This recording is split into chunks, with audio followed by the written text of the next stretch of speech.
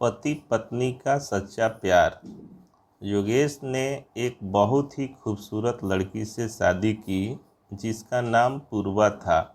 पूर्वा खूबसूरत के साथ साथ बहुत चंचल थी। शादी के बाद योगेश और पूर्वा दोनों की ज़िंदगी बहुत प्यार से गुजर रही थी। योगेश उसे बहुत चाहता था और उसकी खूबसूरती की हमेशा तारीफ़ किया करता था। लेकिन कुछ महीनों के बाद पूर्वा चर्म रोग से ग्रसित हो गई और धीरे धीरे उसकी खूबसूरती जाने लगी।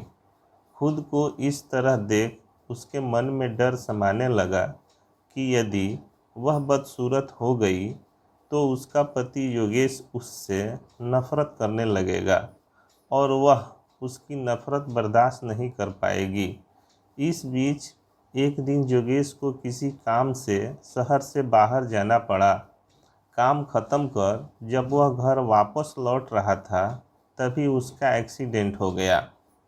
एक्सीडेंट में उसने अपनी दोनों आंखें खो दी, लेकिन इसके बावजूद भी उन दोनों की ज़िंदगी सामान्य तरीके से आगे बढ़ रही।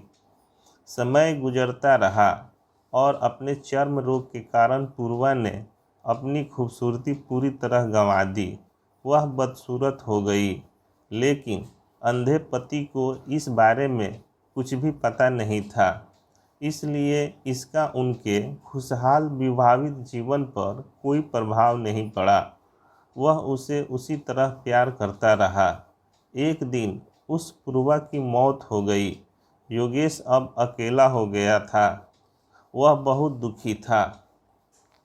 वह अपने आप को बड़ी मुश्किल से संभाला था। वह उस शहर को छोड़कर जाना चाहता था। उसने अंतिम संस्कार की सारी क्रिया विधि पूर्ण की और वह शहर छोड़कर जाने लगा।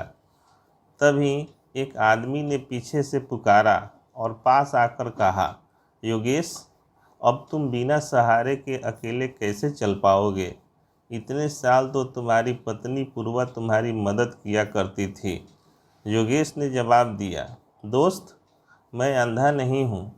मैं बस अंधा होने का नाटक कर रहा था, क्योंकि यदि मेरी पत्नी को पता चल जाता कि मैं उसकी बदसूरती देख सकता हूँ तो यह उसे उसके रोग से ज़्यादा दर्द देता। इसलिए मैंने इतने साल अंधे होने का दिखावा किया। वह बहुत अच्छी पत्नी थी। मैं बस उसे खुश रखना चाहता था। अब मैं गांव में रहना चाहता हूँ। गांव में छोटे भाइयों का पूरा परिवार है। उनके बच्चों के साथ घुल मिल जाऊँगा तो मेरा भी बाकी का जीवन बीत जाएगा। मैं भगवान से प्रार्थना करता हूँ कि मुझे अगले जन्म में पूर्वा को ही पत्नी के रूप में देवे। सीख: खुश रहने के लिए हमें भी एक दूसरे की कमियों के प्रति आंखें बंद कर लेनी चाहिए और उन कमियों को नज़रअंदाज कर देना चाहिए। मैं आशा करता हूँ यह कहानी आपको पसंद आई होगी। कहानी पर आपकी क्या राय है, हमें कमेंट करके ज़रूर बताइए। कहानी पसंद आई हो तो लाइक और शेयर करना बिल्कुल भी ना भूलिए।